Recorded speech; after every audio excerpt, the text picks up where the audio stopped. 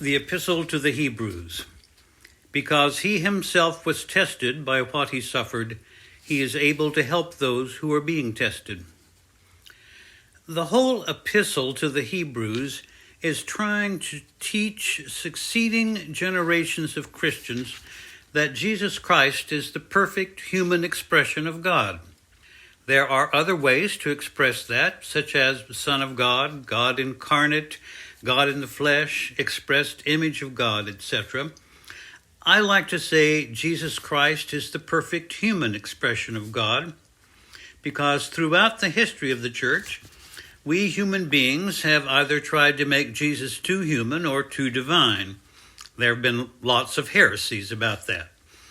But what I think is important is not to worry about theories about Jesus as God at all. What does Jesus as the perfect human expression of God have to do with our everyday lives? And that brings me to an odd example.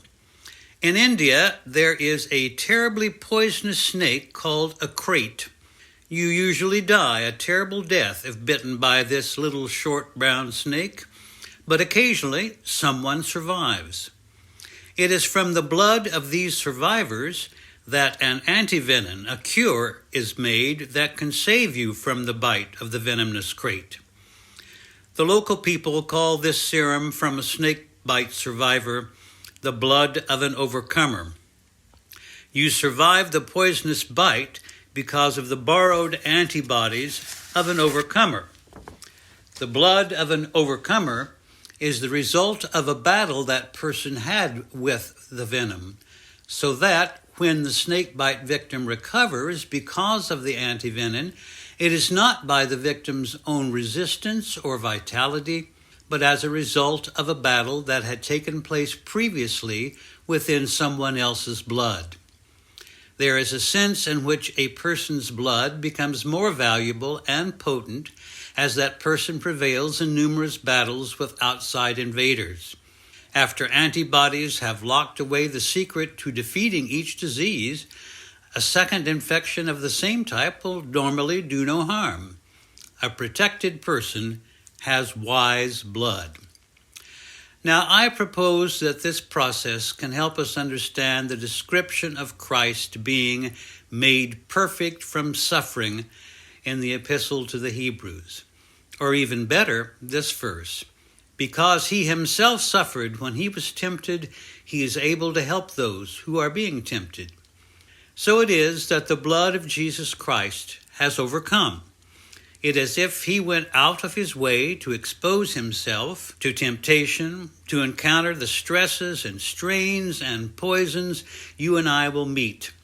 And he did this to gain wise blood, antibodies against those evils and stresses, so that he could cure us with it. Jesus endured the pain and suffering of the world right down to the last exposure to the big poison, death. So when you pray with the priest when he or she blesses the wine, remember the words, "This is my blood of the new covenant, which is shed for you and for many." So as we receive the Holy Communion, it is as though the Lord is saying to us, "This is my blood, which has been strengthened and prepared for you. This is my life, which was lived for you and can now be shared by you. I was tired and frustrated, tempted, abandoned, hurt, and reviled.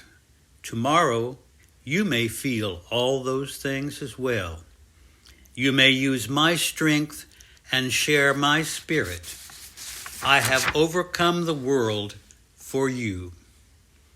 We need the blood of an overcomer to make it through life and to survive the bite of death. We do not gather around the altar, either virtually or physically, as some kind of mysterious and exclusive club partaking of a secret potion that will protect us magically for another week. No. Rather, we come as humble, thirsty, hurting, and fallen human beings to partake of a resource, his wise and powerful blood. That will help us overcome what we cannot overcome alone.